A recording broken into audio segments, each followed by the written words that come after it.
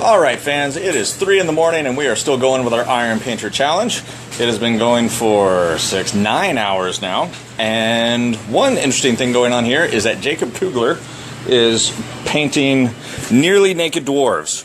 Nearly. They have demi-kilts. They're not quite kilts, they're more like battle loincloths on. But these are the Fire Slayers from the Age of Sigmar Start Collecting box. And they have a lot of exposed skin. Let's just say that. So I thought it would be good to first meet Jacob. Hi. And see what he did to effectively paint so much exposed skin. Because a lot of these other models may have like a face or a hand out, but he's got almost naked dwarves. So, how do you do it? Well, how do you do it well? Well, my hand's all shaking. I start out with a really thin down coat of Midland Flesh from the P3 line. I like this color a lot for when I do skin. Okay, now, full disclosure, even though these are Games Workshop models, he's using Privateer press paint, made, which is often used with War Machine and Hordes. But hey, as long as it gets the job done, paint is paint. Paint on plastic, okay. Yeah, so I thin that out. Usually takes 2 or 3 good thin coats to get like a nice base for you to be able to work with. Thinning your paints, very important for keeping all of your detail. Now, if I can interrupt again, are you thinning with water or Lamian medium like Brenton was saying? I use water usually. Okay. Yeah. But still, 2 or 3 thin coats. Mm-hmm. Okay. 2 or 3 thin coats. And then what really brings out a lot of the tone of flesh is like a shade. So I use Reichland Flesh Shade, Citadel's line. It's really, really good. I use it on golds and stuff as well to bring out like a nice warm texture to it. Yeah. And then I'll go over the higher elevated parts of the flesh again with Midland Flesh one more time. So the same paint you used before. Okay. To help kind of even out your tone. And then I'll do a mixture of Flayed One Flesh with the Midland Flesh. And I'll use that as a highlight kind of on the sharper ridges of the muscle mass. And that's how I get that kind of effect.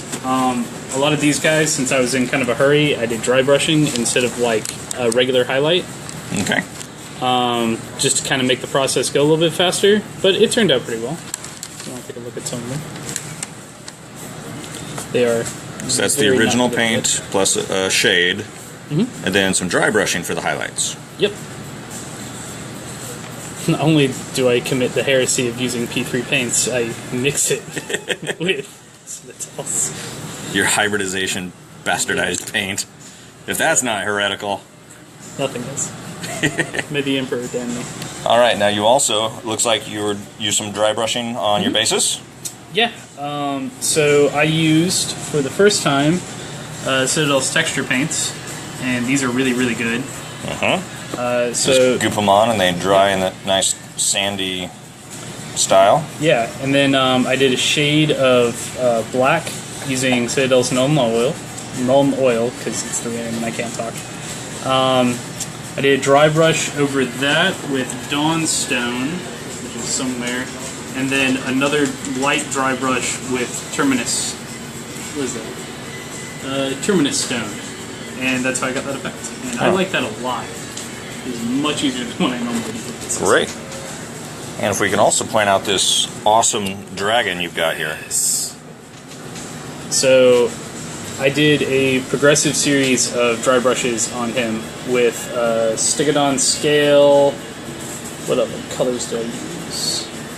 Stegodon Scale. A couple other. Which, if I recall, it's called Stegodon Scale Green, but it's a blue. It really is. It really is blue. I kind of... Oh, there we go. I built up with Sotek Green and Lothram Blue. As kind of a progressive highlight. Just kind of build up some textures with the scales. But it started on a black base. Cool. Started on a black base. And clearly the dwarf on top is not done yet. Yeah. So hopefully I'll get to him sometime in the morning. Alright. Outstanding. So, what started out as a discussion on painting a lot of exposed flesh has turned into a lesson on dry brushing. Very important. Which is cool. And gets a lot of great detail brought out on your models without too much time involved. No, very fast, very easy. Outstanding. So, all right, thanks for those tips, and well, best of luck in the challenge.